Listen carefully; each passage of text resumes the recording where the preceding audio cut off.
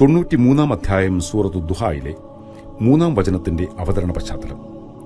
ഏകദേശം 6 മാസത്തോളം പ്രവാചകന് വഹി വരുന്നത് നിലച്ചുപോയി. ഇതറിഞ്ഞ മക്കയിലെ ശത്രുക്കൾ പ്രവാചകനെ പരിഹസിക്കാൻ തുടങ്ങി. മുഹമ്മദിന്റെ നാഥൻ അവനെ കൈവിട്ട് കളഞ്ഞു, മുഹമ്മദിനെ അവന്റെ ദൈവം വെറുത്തു എന്നൊക്കെ അവർ പറഞ്ഞു നടന്നു. ഇത് പ്രവാചകനെ മാനസികമായി വളരെയധികം വേദനിപ്പിച്ചു.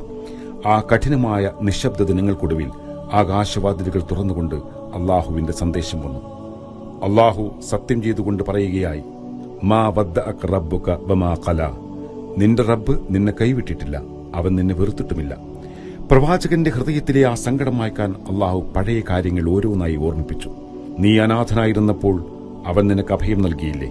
നീ വഴിയറിയാതെ നിന്നപ്പോൾ അവൻ നിനക്ക് വഴികാട്ടിയില്ലേ? അള്ളാഹു ഈ സൂറത്തിൽ പ്രവാചകന് നൽകിയ വാഗ്ദാനം നോക്കൂ. നിനക്ക് തൃപ്തിയാകുന്നതുവരെ നിന്റെ റബ്ബ് നിനക്ക് നൽകുക തന്നെ ചെയ്യും.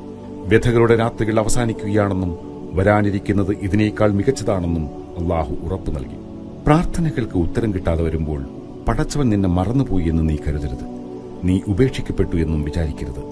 നിന്റെ തേടലുകൾക്ക് ഉത്തരം ലഭിക്കാൻ വൈകുന്നത് നീ നനച്ചതിനേക്കാൾ മികച്ചൊരനുഗ്രഹം നിനക്ക് നൽകാൻ അള്ളാഹു ഉദ്ദേശിക്കുന്നത് കൊണ്ടായിരിക്കാം.